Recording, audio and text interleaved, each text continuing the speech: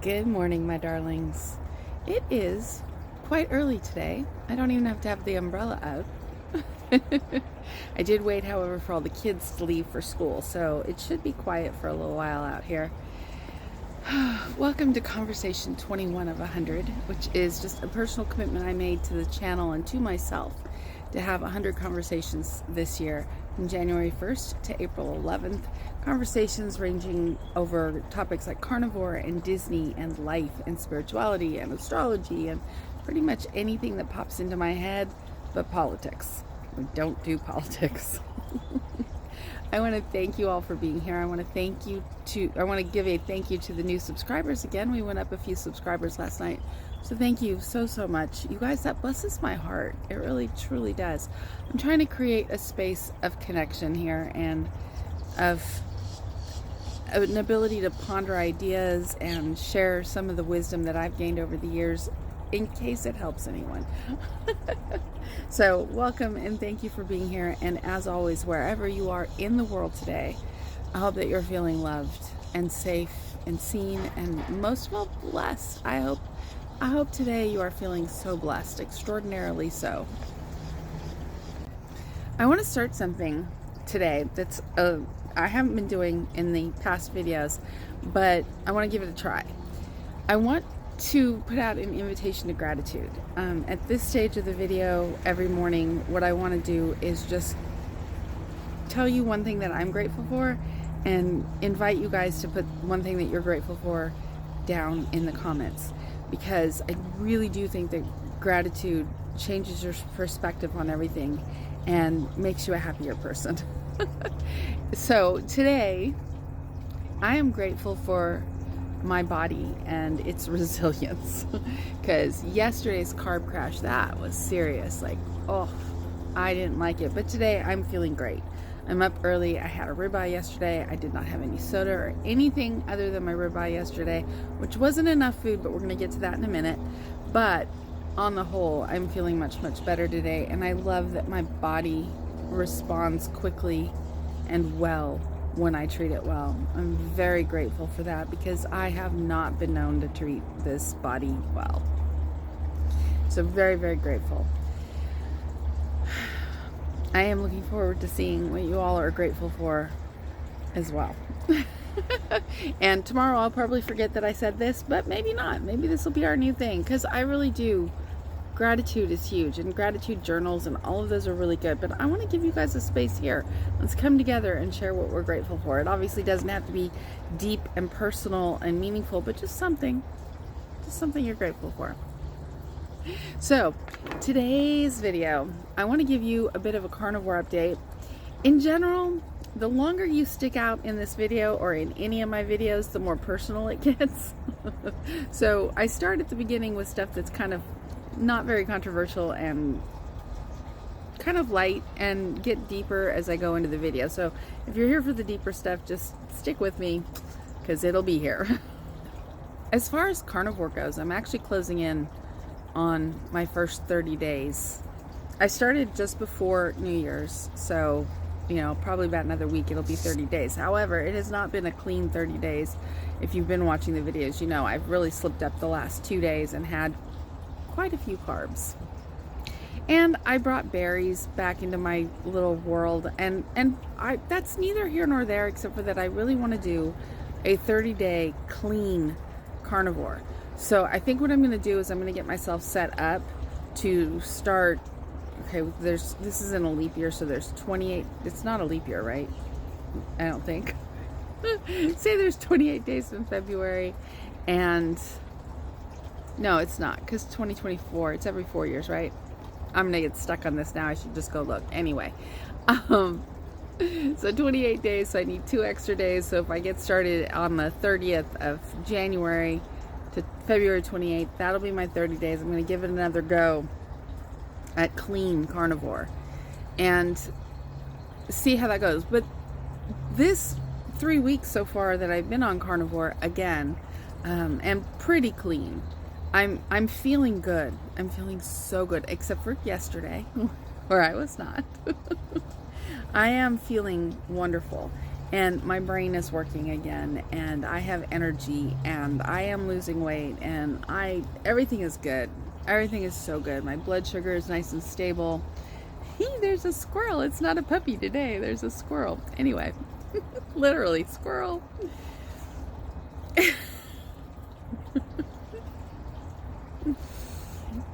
Everything is going really, really well on Carnivore. I'm very pleased. I do have several areas that I could improve on, which is what I'm going to be working on. Okay, I have no idea where I was. The most gorgeous French bulldog just came by, and I, of course, had to stop and pet the puppy and talk to his owner.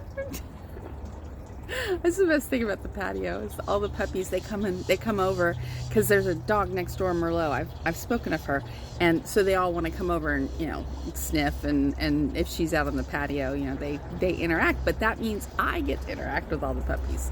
So anyway, that is neither here nor there. We were talking about Carnivore, I know that much, but I want to do 30 days of clean Carnivore, and the areas that I know that I could improve on. Obviously, not having carbs. I make myself laugh. Yeah, there's an area I could improve on. I could actually be carnivore.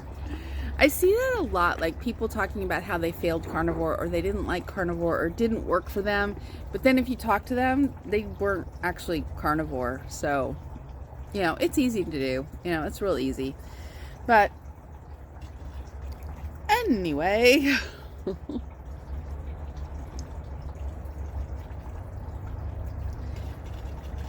I want to start. I'm just going to go back over everything I said. I can edit out. In general, I like to have these conversations be one long thing, but sometimes they aren't.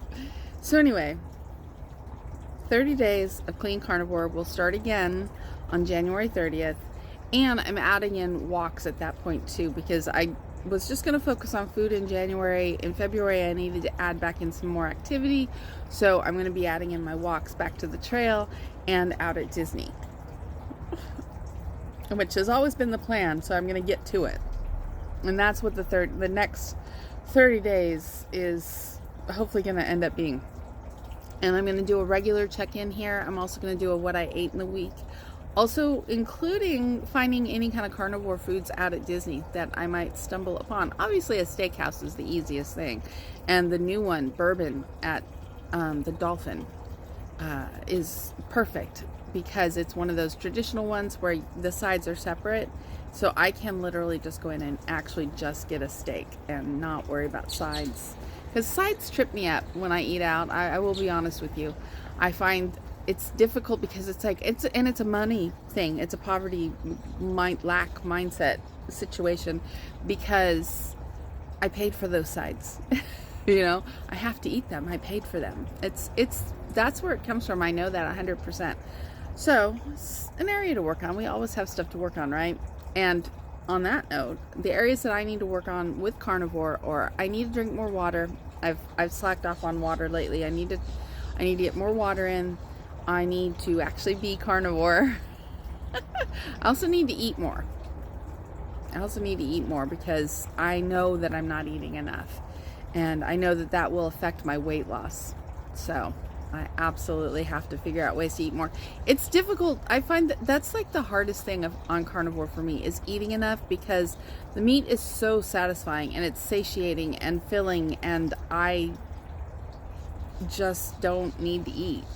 So I think I said this in a video the other day too, just about being OMAD by default or by accident. OMAD is 1 meal a day. It's not an intention that I had. It's just sort of how it's working out right now. Because I'll get up and I'll do whatever I need to get done in the daytime. I will eat my main meal, and then I just don't get hungry again. So I do need to consciously work on that. I need to eat more food. I think I rambled on enough about that, but we're going to get through the rest of this week and be as good on carnivore as I'm able to be. But then starting January 30th will be my next 30-day challenge, I guess you could say, to try to be really clean carnivore. I'm going to go beef, bacon, butter, and eggs. that's the version of carnivore I'm going to go on. See if I can pull that off for 30 days. I do allow myself some caffeine-free Diet Coke. It's not the best thing for you, but you know what? Baby steps. I got off the caffeine. That was huge.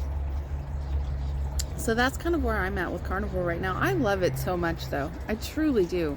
There's nothing about it that I don't like, except for that I'm not eating enough, and it's hard. It's hard to eat enough. I guess that would be the one thing I don't like. But anyway, it's such a blessing, though. It's such a blessing. I'm so grateful to have found carnivore. It really has changed and, quite frankly, saved my life. It has made things possible for me that just simply weren't possible before. And it has course corrected my health 100%. So yeah, I'm really grateful that I found carnivore. It's a wonderful, wonderful way to eat for me. You know, obviously it's an elimination diet. It's a keto diet. You can really start to feel like your body, and like you can start to feel foods and how they affect you when you eat them. And I've appreciated that. Plus, you know, you get a nice palate cleanse. Things are sweeter and taste more vibrant, which I can also appreciate. In other news, I've been thinking about Disney Springs of late. Okay, 2018, 2019, Amy and I lived at Disney Springs. You know, like, I'm serious, like, no matter what we did in the daytime, it seems like every single night we went to Disney Springs for dinner and music. And quite frankly, had the time of our lives. Some of the best memories I have are of those 2 years. And just, we were in our money era to a degree. Like, we were starting to, both of us were starting to, like, really earn some money again after quite a while, and we could afford to eat at places we hadn't been able to afford to eat before. So we were discovering all the new restaurants. So it was very fun, and it was very exciting. And then, of course, we got to know all the musicians out there, who were all just lovely and just so cute. There's this one band, their lead singer. He was so, he must have been, like, brought up really well, because every time Amy and I showed up, even if it was in the middle of the set, he would stop to welcome us. Like, I remember one time I was walking in, and he was, like, in the middle of singing. He was like, "Oh, welcome, ladies." He was cute. He still is. They still play out there. But anyway, most of the guys from, and I say guys because it was pretty much all guys except for Lakaya, who does still play out there also, and their front woman is a woman. But, you know, if you don't know, there's live music at Disney Springs every night of the week. Back in the day, though, I'm telling you, it's not like it is now. Back in the day, we got 2 bands on every stage, and there must have been 8 stages. There was music all night long. It was sort of a holdover, I think, from Pleasure Island, because they brought all of that in when Pleasure Island shut down. So it was like their idea to kind of, like, stretch the entertainment. And I mean, it was incredible, except for somewhere along the line, some executive at Disney realized if people were watching music all night, they weren't buying drinks and they weren't shopping. So they cut us down to 5 stages, I think, and then 1 band per stage. So it was a half hour on, a half hour off. Actually, I think it started out being 45 minutes on, 15 minutes off. But now I think it's like a half hour on and off. But, yeah, and it was never the same from then. But it's still live music, and the guys are still great, and the music is fun. And it's really nice because there's different types of music out there. We have pop music, of course. We've got jazz. We've got a saxophonist, a flamenco guitar. A guy who plays the harp is out there now. He's fantastic. Country, you know, it's Spanish or Latin pop a lot of the time. I mean, it's just classical. It's like all types of music, live music, and I just adore it. And I've been thinking a lot lately, but last night I was really giving it a lot of thought. It's like we never go there anymore. In part because, okay, so 2020 came, they canceled all of their contracts, and really it was the music that drew us in. So they canceled all of their contracts, and then when they brought people back, it was never the same. First of all, they didn't bring all of our people back, and our people, I say our people, the guys we knew, you know, they all had very set schedules. They all played 5 nights a week, 2 nights off. So it was the same people every night, and we got to know them, and it was like, you know, oh, it's Tuesday night, who's playing tonight? Oh, it's Tracy and Brian and Nicholas. Oh, those are the best. Let's go see that, you know, that kind of a thing. It's Lakaya tonight. Oh, that's so fun. Let's go see Lakaya, you know, whatever. They brought in some new people, probably because they could pay them less, because most of the people that had been there, they'd been there for years. So I think that they brought in, I don't have any, I can't say for certain this is what happened, but I kind of know Disney. I'm sure they canceled all the contracts. They brought everybody back under new contracts and didn't give anybody full time. And it's just not been the same, and it's been a little sad. But that's kind of where I've been with Disney too, you know? So I feel like the last few months away from Disney has helped me to shift my perspective, to appreciate what I had at Disney, to accept the fact that that is gone, and to be excited for the future of Disney and the hope that it's going to get nice, at least. I don't think it'll ever go back to what it was. I think I was very blessed to be able to be a Disney person through the golden era, but it can still be beautiful, and there's still so much out there that I love. So I think that the time away has done me good in that respect. I'm also realizing that I could do the same thing with Disney Springs. I could go back, I could get to know the new musicians, I could you know, there's new restaurants out there that I haven't tried, and figure out what Carnivore looks like at Disney Springs, and all of that. So there's an adventure to be had there, and so I'm looking forward to that. I'm excited for it. Also, it doesn't look like I'm going to get to Cavi Fest this year, but I did see that next Sunday, not this Sunday, but next Sunday over at Old Town, they're having a dog festival. So I think I'm going to get my girls, and we're going to, I think this sounds like they're my kids, Amy and Ari. And we're going to go to the dog festival at Old Town next Sunday. So our conversation will probably happen over there on Sunday, and it might be a little bit later in the day than usual. But that's what we're going to do. So good things are coming. Plans are coming together. Life is beautiful. Life is happy. It's going to be a good spring. It's going to be a good spring. Winter, I still have some more thoughts, and I'm still pulling things together. But spring is going to be beautiful, and I'm looking forward to it. I have probably rambled on long enough, so I'm going to go ahead and let you guys go. I am finally going to put that roast in the oven today, and Amy's coming over today. I haven't seen her like in a week. Like, seriously, I haven't seen Amy in a week. That's crazy, right? She went to Moonlight Magic at Animal Kingdom last night, so I'm looking forward to hear all the tales of the evening.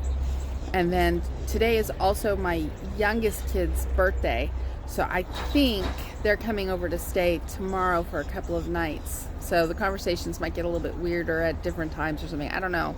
It'll be the first time anybody has stayed over. Well, no, my sister stays over. It'll be the first time one of my kids has stayed over since I've been doing these conversations, since Christmas. So we'll see how that all goes, but I'm looking forward to it. Being out here this early in the day to make these conversations is definitely different, because I've had to stop for like 4 different neighbors. Dogs sometimes just the neighbors. It's really funny.